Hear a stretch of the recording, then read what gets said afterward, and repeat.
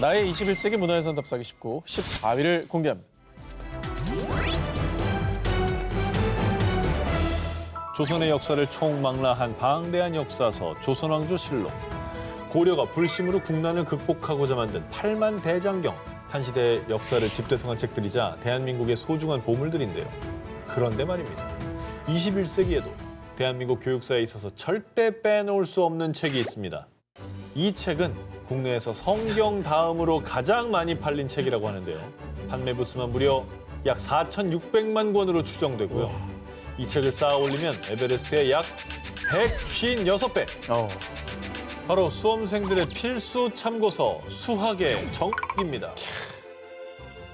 이거는 진짜 다 샀지 뭐. 팍하면. 저는 해져가지고 2권 샀었어요. 이거. 해졌다고? 나도 해졌어. 깔고 자가지고. 아 그게 아니라 네, 맞죠. 집합하고 방정식을 많이 봐가지고 그만 여기만 너무 너덜너덜한 거야. 자, 60년대 당시에 서울대 수학과 학생이었던 홍성대 씨는요. 아니 제대로 된 수학 참고서 하나가 없군. 내가 직접 만들어야겠어.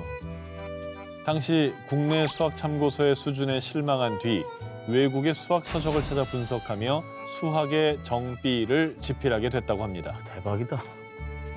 수능 출제 경향이나 내신 반영법 등 입시 제도는 끊임없이 변하고 있잖아요. 그럼에도 불구하고 이 책이 수험생들에게 꾸준히 사랑받는 이유가 뭘지. 이 비결이 이름 그대로 정석 그 자체, 수학의 정비는 수능에 최적화된 문제집이 아니라 고등학교 수학 과정의 이해를 돕기 위한 기본 서류요. 빨간 책은 내신, 수능 수준에 맞는 기본 시리즈, 파란 책은 교과서의 부족한 부분을 보충하는 실력 시리즈, 이렇게 수준별로 분류가 돼 있고요. 또 교육 과정이 개편될 때마다 기출 문제와 연습 문제를 보강해 왔다고 합니다. 피해가지 않게 그물망을 다 이제 펼쳐놓았다는 게 장점인 것 같은데. 게다가 이 수학의 정비 초판본은 대한민국 수학 교육의 수준을 높이는 데 기여한 공을 인정받아서 2016년 대한민국 역사박물관에 전시까지 됐는데요. 그 다음은 자연스럽게 문화재 등록 아니겠습니까? 여러분, 수학의 정비가 대한민국 55년 수학사를 아우르는 살아있는 역사라는 사실만으로도 큰 의미가 아닐까요? 나의 21세기 문화유산 답사기 19, 10위를 공개합니다. 선의 예술이 만들어낸 역사. 자, 여러분. 저는 도대체 왜 이게 아직까지도 문화재로 등재되지 않았는지 궁금하기도 하고요. 참 의문입니다. 여러분도 보시면 이게 왜 문화재가 아닌지 의아해하실 거예요. 왜 그 정도까지 말을 하죠? 뭐죠?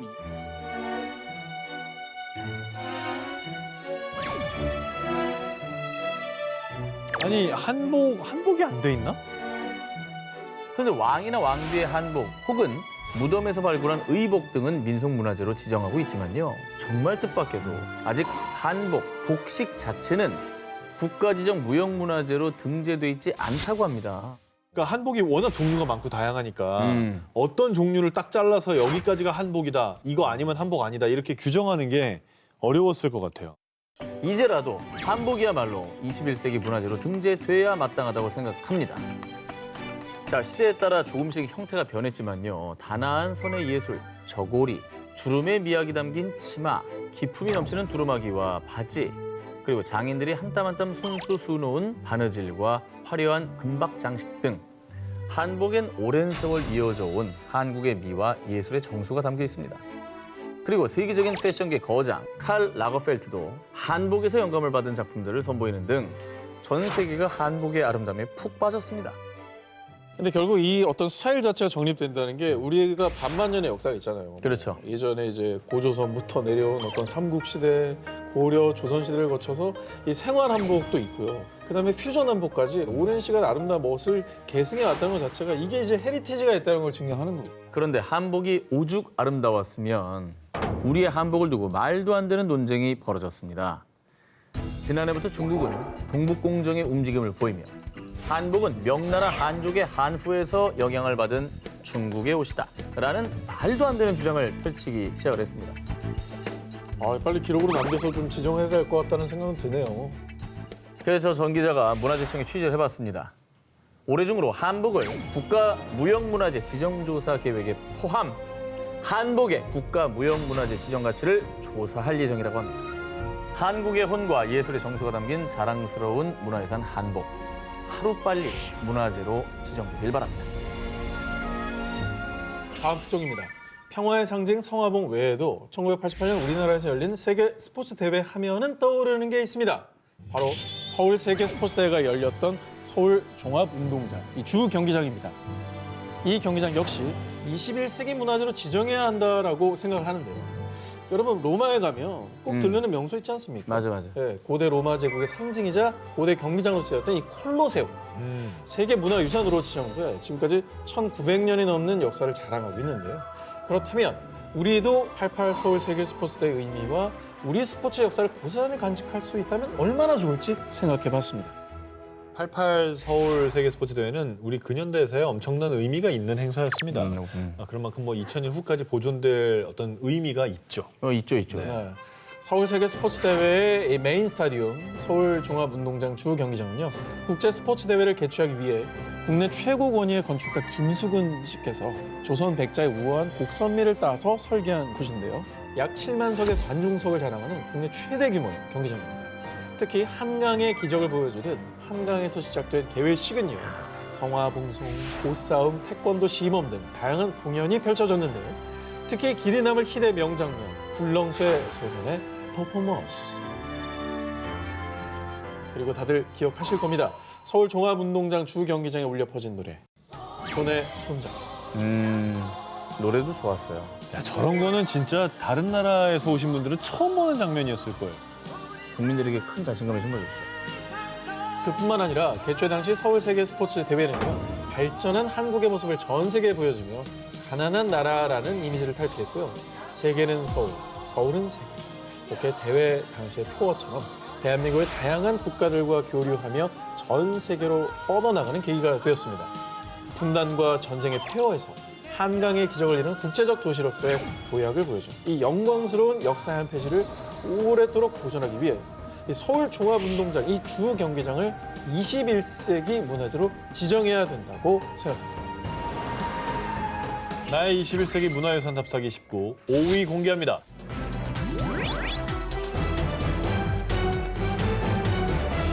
세계 최초 5G 상용화, 전 세계 스마트폰 시장 점유율 1위. 대한민국은 어느덧 IT 앤 모바일 강국으로 자리매김했는데요. 이제는 외국에 나가면 대한민국 제품이 아마 가전 모바일 제품으로는 최고 품질일걸요. 그래서 제가 추천할 21세기 문화재 후보는 1988년 S사가 만든 우리나라 최초의 휴대폰입니다. 야, 저건 사실은 휴대라고 하기에는 좀 크긴 해요. 예. 자, 안테나 길이까지 합치면 무려 40cm입니다. 무게는 0.7kg이고요. 게다가 당시엔 통화 품질도 그리 좋지 않았다고 하는데요. 솔직히 지금의 스마트폰과 비교하면 크기나 기능 면에서 한참 부족해서 이게 무슨 역사적 가치가 있냐 하실 수도 있지만 이게 바로 국내 최초의 휴대폰이자 S사가 글로벌 기업으로 발돋움하는 초석이 된 그 전화기입니다. 사실 뭐 그 전에 S사라고 하면 TV나 냉장고 같은 가전제품이 주력이었는데 아니 어떻게 해서 모바일 시장으로 눈을 돌리게 된 걸까요? 1983년 미국 M사에서 세계 최초의 상용 휴대폰을 출시, 전 세계에 새 바람을 일으켰죠. 이에 S사는 휴대폰이 미래 산업을 주도할 것이라고 판단. 당시 1급 비밀이었던 휴대폰 제작 기술을 파헤치기 위해서 우리나라 기술진들은 외국에서 휴대폰 10대를 구매, 휴대폰을 뜯어서 분석하며 제작법을 깨우쳤습니다. 1988년 세계 스포츠 대회 개막식 날 IOC 위원들에게 S사에서 만든 국내 1호 휴대폰을 증정하며 S사 휴대폰을 세상에 처음으로 선보였습니다. 하지만 출시 당시에는 큰 인기를 끌지 못했는데요. 하지만 S사는 포기하지 않았습니다. 국내 최초의 휴대폰을 발판으로 점점 진화를 거듭했고요. 심지어 야심차게 선보인 휴대폰 애니B가 사업 초기 불량률이 10%를 넘자 15만 대의 휴대폰을 쌓아 일명 화형식까지 감행. 결국 S사는 전 세계 휴대폰 업계의 선두주자로서 현재 대한민국의 위상을 널리 떨치고 있습니다. 그리고 S사의 국내 1호 휴대폰이 문화재로서의 가치가 충분하다고 생각되는 게요. 실제로 우리나라 최초의 진공관식 라디오와 우리나라 최초의 흑백 텔레비전이 국가 등록문화재에 등재됐다고 합니다. 라디오나 텔레비전도 등재됐다니까 당연히 우리나라 최초 1호 휴대폰도 등록이 될 날이 머지 않은 것 같아요. 맞습니다. 자, 다음 특종입니다. 대한민국이 전 세계 최강을 자랑하는 또 다른 분야가 있죠. 바로 게임입니다. e스포츠. 과거에는 e스포츠가 단순한 오락거리로 여겨졌지만요. 오락이라 그랬죠, 진짜. 옛날에 오락이라 그랬잖아요. 그래 오락실 같잖아. 예. 현재 전 세계 게임 시장 규모는요, 무려 17조 원입니다. 2022년 아시안 게임에서도 e스포츠가 정식 종목으로 채택되며 하나의 스포츠로 인정받고 있는데요. 특히 대한민국은 페이커 등 우리나라 선수들이 국제대회에서 좋은 성적을 거두면서요, e스포츠 종주국으로 위상을 떨치고 있습니다. 근데 선수들뿐만이 아니라 우리나라 사람들 진짜 게임 잘해요. 특히 이제 외국인들은 게임상에서 한국인 만나면 무섭다고 할 정도고 한국인이랑 같은 서버에서 게임 안 하려고도 하고요. 네. 그리고 항상 개발하던 사람들조차 상상도 못한 버그를 다 찾아냅니다. 네. 그런데 90년대 초반까지만 해도 우리나라는 유명한 국산 게임이 없는 게임 불모지나 다름없었다고 합니다.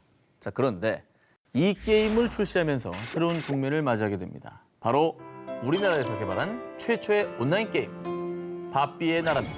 바나라고 하죠, 줄여서. 이건 뭐 전설입니다. 아, 이거 해봤어요? 아유, 어떻게 안 해봐요.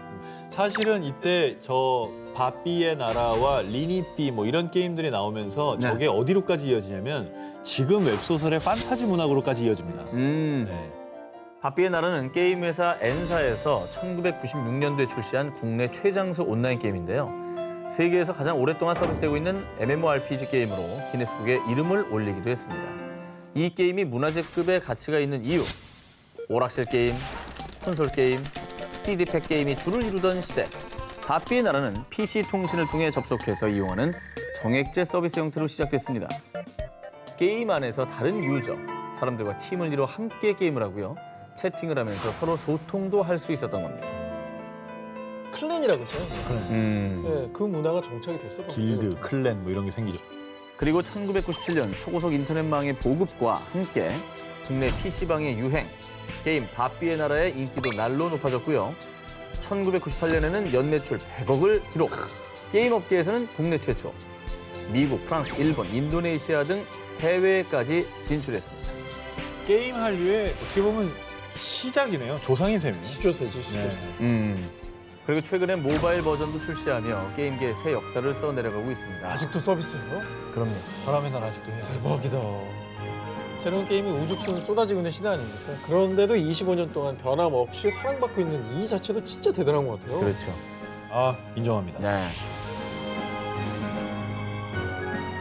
나의 21세기 문화유산 답사기 19. 이번엔 3위를 공개하겠습니다.